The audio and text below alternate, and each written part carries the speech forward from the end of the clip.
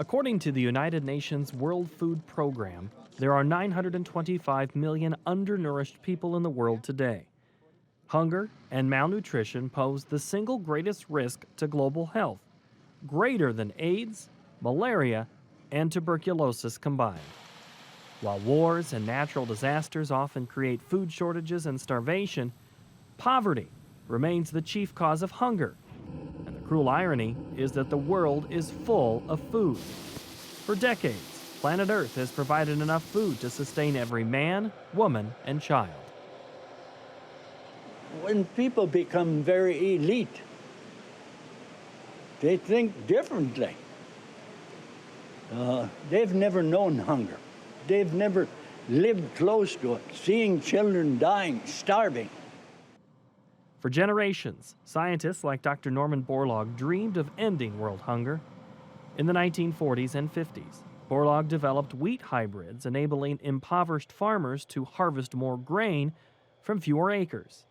This high-yield agriculture, as it came to be known, is credited with keeping starvation at bay for millions of people in third world countries.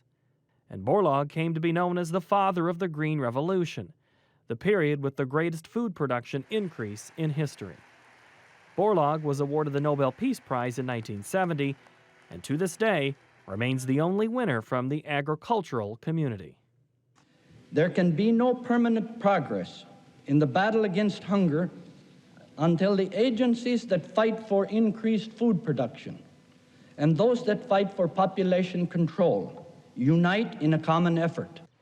Borlaug passed away in 2009 at the age of 95, but he never gave up his fight against hunger or his passion to honor those who shared his conviction. The former Iowa farm boy appealed to the Nobel Foundation to establish a recurring prize for agriculture, a request the foundation respectfully declined.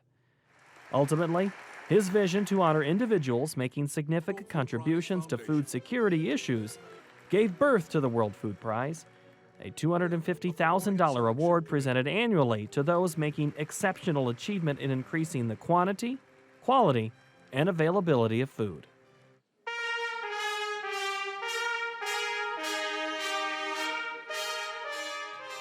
The World Food Prize was awarded for the 25th time this week to two leaders, John Agyekum Kuffour, former president of Ghana, and Luiz Inácio Lula da Silva, former president of Brazil. The pair successfully achieved the stated Millennium Development Goal of cutting poverty in half by 2015. Their countries of Ghana and Brazil are to date the only member nations to achieve that lofty goal, 4 years ahead of schedule. During Kuffour's 2 terms as president, Ghana cut in half the proportion of its people who suffer from hunger and the proportion of people living on less than $1 per day. Ultimately, hunger was reduced from 34% in 1990 down to 9% in 2004. With the encouragement of the government I led, the people managed to double the produce from a low of about 350,000 tons a year to over 700,000 tons by the time I was leaving office. Today, they have hit 1 million tons, all-time record in the history of the country. President Luiz Inácio Lula da Silva's national initiatives, embodied in his Zero Hunger strategy, were well aligned with the UN's Millennium Development Goals. During his tenure, Brazil trimmed the ranks of its hungry by 50% and also reduced the percentage of citizens living in extreme poverty, from 12% in 2003 down to 4.8% in 2009. People don't have the slightest idea of what you can make the wheel of the economy move when we manage to distribute money to the poor people.